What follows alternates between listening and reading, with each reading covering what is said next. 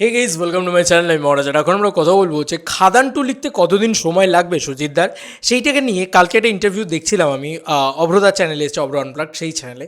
তো আমি দেখলাম অনেক বড় একটা ইন্টারভিউ মগজমারি নিয়ে, তো সেখানে পুরো বিষয়টা ডিটেলসে তোমাদেরকে বলছিলামই। তারপরেও আমি তার পরবর্তীতে পুরো ইন্টারভিউটা দেখলাম। সেখানে সুজিতদার যে বক্তব্য বা সুজিতদার যে কথা এত ভালো লেগেছে না, মানে শুধু কি দেবদার ডিরেক্টর হিসেবে থেকে যাবে এই কথাটা তখন তাকে যখন জিজ্ঞেস করা হয়, সে তখন বলে যে দেবদা আমাকে নো ওয়ান থেকে সামওয়ান বানিয়েছে, তাই দেবদা অলওয়েজ আমার কাছে স্পেশাল। তো এই ব্যাপারটা থাকা উচিত, জানো তো।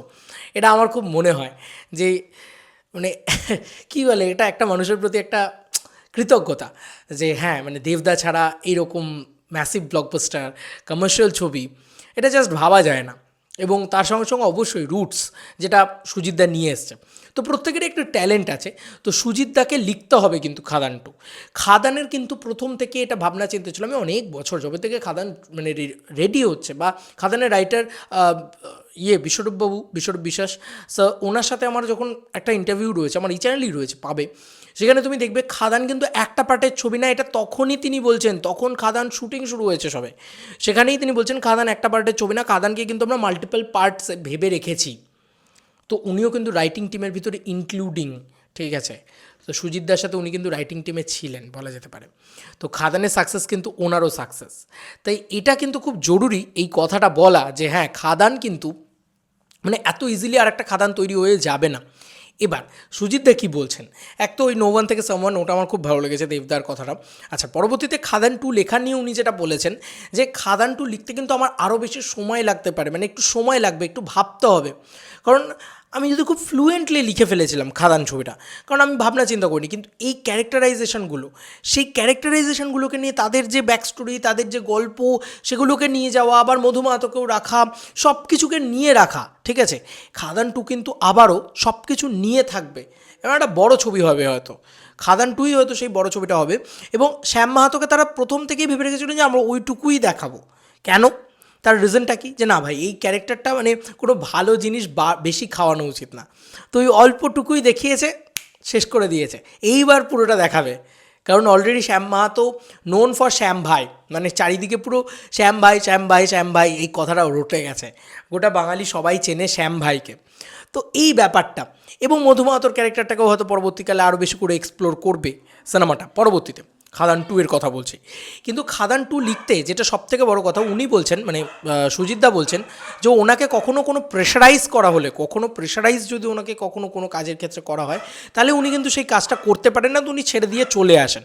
এবং তোমরা কি জানো যে সুজিতদার ব্যাকগ্রাউন্ড ছিল, সরি ফর দ্য নয়েজ, সুজিতদার ব্যাকগ্রাউন্ড ছিল হচ্ছে সিরিয়াল। মানে সিরিয়াল থেকে সুজিতদা উঠে এসেছে, কিন্তু তার স্কুলিং সিরিয়াল হলেও সে কীরকমভাবে দেখো তুমি বড় বড় সব ছবিকে করেছে, মানে বড় বড় সব ছবি বানিয়েছে আর কি, প্রপারলি বলা যেতে পারে। এবং বড় ছবি বলতে সিটি অফ জ্যাকেলসও যদি তুমি দেখো, সেই ছবিটারও কিন্তু একটা ভাইবস কখনো সিরিয়ালের মতন পাবে না। তো সুজিতদার নিজেই নিজের ছবির প্রডিউসার ছিল কিন্তু সেই ছবিটাতে।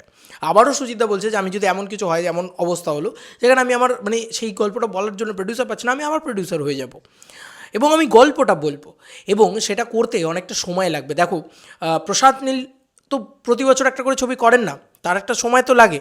বড় যত ডিরেক্টর আছেন যারা, মানে সঞ্জয় লীলা বনসালি হতে পারে, ওদিকে হতে পারে তোমার রাজামৌলি হতে পারে, যে কোনো মানে সুকুমার হতে পারে, সেটা যে কোনো ডিরেক্টর, তার কিন্তু প্রতিদিন একটা করে ছবি, প্রত্যেক বছর একটা করে ছবি করছে এমনটা নয়, কিন্তু এটা কাল্ট বানাচ্ছে, এইটা একটা বড় ব্যাপার, বুঝলে তো। তো এই ব্যাপারটা খুব জরুরি ছিল। তো সেইটা হচ্ছে ব্যাপার, যে খাদান টু বললো যে আমার লিখতে সময় লাগবে। এবং আরেকটা জিনিস, এই যে প্রেশারাইজ করা, এই প্রেশারটা কার পক্ষ থেকে আসছে? প্রডিউসারের পক্ষ থেকে আসছে না দর্শকের পক্ষ থেকে আসছে? দর্শক প্রেশার করছে, সেখানে কিন্তু গল্পটা আলাদা। দর্শক খাদান টু দেখতে চাইছে। এবং দেবদা লাস্ট যেদিন হল ভিজিট করেছেন উদয়ন সিনেমাতে গিয়ে, সেখানেও দেবদা বলেছেন যে খাদান টু অবশ্যই হবে, ডেফিনেটলি হবে, খাদান টু হবেই, এটা শিওর। এবার এখানেই ব্যাপারটা হচ্ছে সুজিতদা ভাববেন যে আর কি কি গল্পের মোচড় খোলা যায়। সে তার রুটস থেকে বেরিয়ে কিন্তু সিনেমা বানাবে না, সে এটা বলে দিয়েছে। সে বলেই দিয়েছে যে আমি রুটসের ভিতরে আমি যা যা দেখেছি সেগুলো থেকেই আরও সিনেমাটাকে মানে বড় করার চেষ্টা করব, খাদান টুকে বড় করার চেষ্টা করব। এবং ওই চত্বরটার ভিতরেই কিন্তু খাদান টু হবে, বাঙালি আনার ভর্তি কিন্তু খাদান টু হবে। সেখানে কয়লাটাকে বেশি এক্সপ্লোর করতে তিনি যাননি, নানান দিকে চলে গেছেন, লোহা ইত্যাদি, সেই স্মাগলিংয়ের জায়গাটাকেও দেখিয়েছেন। তো দেখা যাক যে খাদান টুতে আমরা আর কী কী দেখতে পাই। এবং এই যে চঞ্চল চৌধুরীর বক্তব্যটা আমি প্রথম বলেছিলাম সেই সময় চঞ্চল চৌধুরী থাকছেন, তার পরবর্তীতে বিভিন্ন নিউজ পোর্টাল থেকে হয় লিক্স ইত্যাদি হয় যে চঞ্চল চৌধুরী, তারপরে চঞ্চল চৌধুরী না হয়ে যেহেতু বাংলাদেশের সাথে তখন বোধহয় কিছু একটা সমস্যা চলছিল, মানে ওনারা এখানে এসে শ্যুট করতে পারবেন না বা টাইম ম্যানেজমেন্ট ইত্যাদি হয়নি, যে কারণে যিশুদার ক্যারেক্টারটা হয়। চঞ্চল চৌধুরী কিন্তু সুজিতদার প্রথম পছন্দ ছিল, তো ওই কারণেই কিন্তু দেখবে বাংলাদেশ থেকে এসছে ওই অ্যাঙ্গেলটা রাখা হয়েছিল। তো বাংলাদেশ রিলিজ নিয়ে অনেকে অনেক রকম বারবার মন্তব্য তুলতে থাকেন। আমার মনে হয় খাদান টুকে কিন্তু বাংলাদেশে রিলিজ হওয়ার একটা চান্স দিয়ে দেবে হয়তো Khadaan two, maybe, I don't know, but হতে পারে কারণ বাংলাদেশের হিউজ মার্কেট আছে, হিউজ মার্কেট, আর সেটা মানে ম্যাসিভ, সেটা কিন্তু প্রচুর মানুষ দেখবেন সেখানে, আমার বিশ্বাস। আমার মনে হয় দেবদার যা ইমেজ আছে বাংলাদেশে, সেখানে মানুষজন দেবদাকে খুব ভালোবাসে। আচ্ছা, এবার সবথেকে বড় কথা এটাই সুজিতদা বলছিলেন যে যেহেতু দর্শক চেয়েছে তাই আমি লিখবো, কিন্তু এখন ব্যাপারটা হচ্ছে অনেকটা বার্ডেন চলে এসছে মাথার ওপরে যে কীভাবে লিখবো, কীভাবে করব, ঠিক আছে, কোন জায়গা থেকে আবার ফ্রেশ মাইন্ড থেকে একটা গল্প লিখবো বা লেখালেখি করব, নাকি মানে একদম কিছু ভাবনা চিন্তা ফেলে দিয়ে লেখালেখি করব, নাকি আবার আমি এগুলোকে নিয়ে ভেবে লিখবো। তাই এটা লেখাটা কিন্তু একটু বেশি ডিফিকাল্ট, সুজিতদা এই কথাটা বলছেন, তাই একটু সময় লাগবে। তাতে যত সময়ই লাগুক, সুজিতদা একটাই কথা বলছে, সময় লাগুক, যতক্ষণ না আমি কনভিন্স হচ্ছি খাদান টুতে, ততক্ষণ আমি এই পিচটা করতে যাব না দেবদাকে। এবং খাদান টু এর গল্পটা রেডি হয়ে গেলেই সুজিতদা এটাই বলছেন যে আমি লেখালেখি শুরু করে দিয়েছেন, কিন্তু তিনি কিন্তু কাজকর্ম শুরু করে দিয়েছেন। এবার এটা রেডি হয়ে গেলেই তবেই কিন্তু তিনি দেবদার কাছে পিচ করবেন, একদম সব সেট আছে, মানে একদম সবাই সব সেটই আছে, এবং দেবদাকে তিনি বললেই দেবদার রেডি আছে, এই কথাটাও তিনি বলেছেন। তিনি বলছেন যে রেডি আছে সব কিছু, শুধু গল্পটা দরকার, ভালো গল্প দরকার, আর সেটাকেই তিনি আরও ভালো করে খোঁজার চেষ্টা করছেন। দেখো, একটা গল্প নিয়ে গেলেই তো হলো না, সেটাকে ব্রাশ আপ করতে হবে, সেটাকে করতে হবে, সময় লাগবে, সময় লাগুক, কিন্তু যেন একদম টপ লেভেল জিনিসপত্র। আবার সুজিতদাকে রিকোয়েস্ট একটাই আমার চ্যানেলের পক্ষ থেকে, প্লিজ দাদা, দয়া করে রিকোয়েস্ট, বেশি দেরি করো না, মানে বেশি দেরি করো না, তাহলে আবার মানে কষ্ট পাবো আমরা। 2026-এর ক্রিসমাস, এইটুকু টাইমের ভেতরে তুমি পারবে গুরু, তুমি পারবে, জয় গুরু নাম নিয়ে চলো শুরু করে দাও, আমি এটাই বলবো, আর কিছু না। মানে দর্শক মহলে এত দর্শক সবাই খাদান টু দেখার জন্য ওয়েট করে আছে, বেশি দেরি আমরা চাই না, এটাই আমার মনে হয়। এবং আমি তো শ্যাম মাহাতোর অরিজিন স্টোরিটা দেখতে চাই, তার মানে খোঁজ হদিশ কিছু পাওয়া যায় না, সিনেমার ভিতরে এরকম ডায়লগই রয়েছে যে সেই কোথা থেকে উঠে এসেছে, কী বৃত্তান্ত সেটা জানা যায় না, সেটাকে যদি এক্সপ্লোর করা হয় খুব ভালো হয়, শ্যাম মাহাতোর অরিজিন স্টোরি। এবং তারপরে পরবর্তীতে মধু মাহাতোকে নিয়েও মানে সেকেন্ড হাফটা তৈরি হলো, দেখা যাক কী হয়। তবে আমি খুব এক্সাইটেড, আর এটা মানে একটু সময় লাগবে, এটাই সুজিতদা বলেছেন। তবে ডেফিনেটলি খাদান টু তো হচ্ছে, এটা নিয়ে কোনো সন্দেহ নেই। এবার খাদান টু যেটা সবথেকে বড় কথা, সেটা হলো রাইটিং, সেটাই কিন্তু তারা খুব মানে জোর দিচ্ছে আর কি, এটুকু আমরা বুঝতে পারছি। তবে সে খুব সুন্দর করে যত্ন নিয়ে পুরনো ক্যারেক্টারগুলোকে বাঁচিয়ে ফিরিয়ে নিয়ে আসবে, সেটা সুজিতদা করবেন। একটু ভরসা রাখো, একটু দায়িত্ব রাখো, এবং মানুষটা দায়িত্ব নিয়ে করছেন, তো একটু সময় হয়তো লাগবে, বাট মানে খুব শীঘ্রই তোমরা খুব ভালো সুখবর পেতে চলেছ। আমার কোথাও গিয়ে মনে হচ্ছে 1 জানুয়ারি, মানে 2026-এর 1 জানুয়ারি অ্যানাউন্সমেন্টটা চলে আসবে, বাকিটা দেখা যাক, সময় বলবে। আর মানে কোনো বড় পত্রিকার মারফত যদি কখনও কোনো কিছু হয়ে যায়, তাহলে বড় পত্রিকাতে তো বেরিয়েই যাবে যে হ্যাঁ খাদান মানে 2 লকড হয়ে গেছে অলরেডি।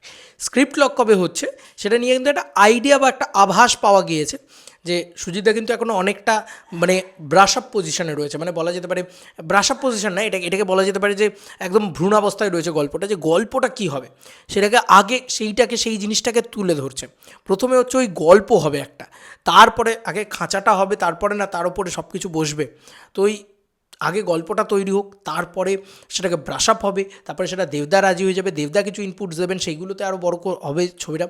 কারণ ন্যাচারালি কী হয়, পার্ট 1-এর থেকে পার্ট 2 সবসময় সমালোচিত হয়, কেন?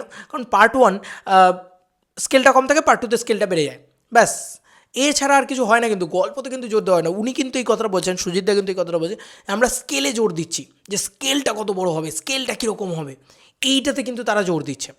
তো সরি, আমি ভুল বললাম, এক্সট্রিমলি সরি, এই স্কেলে সবাই জোর দেয়, সুজিতদা কিন্তু যেটা করছেন সেটা হচ্ছে যে গল্পতে জোর দিচ্ছেন, যে গল্পটা কত ভালো হবে, কারণ জানে যে স্কেল তো চলে আসবে ভাই, সুরিন্দর ফিল্মস আছে, দেব এন্টারটেনমেন্ট ভেঞ্চার্স আছে, স্কেল চলে আসবে, স্কেল তারা দিয়ে দেবে, পয়সা দিলে এদের মতন বুদ্ধিমান প্রডিউসাররা যখন রয়েছে, সে স্কেল তারা দিয়ে দেবে। খাদানেও কি স্কেল কম ছিল? কিন্তু খাদান টুতে স্কেলটাও তো একটু মানে বাড়বে, বড় হবে, দেখতে ভালো লাগবে, সেগুলো তো এরা করে দেবে, মানে এটা এদের দায়িত্ব, এটা এদেরই কাজ। আর সুজিতদার যেটা কাজ, মেনলি ডিরেক্টরের যেটা কাজ, সেটা স্কেল বানানো নয়, স্কেল দেখা নয়, গল্প বানানো, ভালো গল্প তৈরি করা, এবং যেটা বাঙালিয়ানা ভর্তি হবে, রুটস ভর্তি হবে, যে কারণে যাতে বাংলা কমার্শিয়াল ছবি আরও ভালো করে চলে, তাই না? তো এইটারই কিন্তু চেষ্টা কিন্তু সুজিতদা করে যাচ্ছেন। দেখা যাক কত তাড়াতাড়ি আমরা সুখবরটা পাই। আমার মনে হচ্ছে খুব শীঘ্রই আমরা সুখবরটা পাবো। ভগবানের কাছে প্রার্থনা করি সুজিতদা যেন ফাটিয়ে লেখে, ঠিক আছে? জয় গুরু। চলো বন্ধুরা, নতুন কোনো ভিডিওতে দেখা হবে, বাই।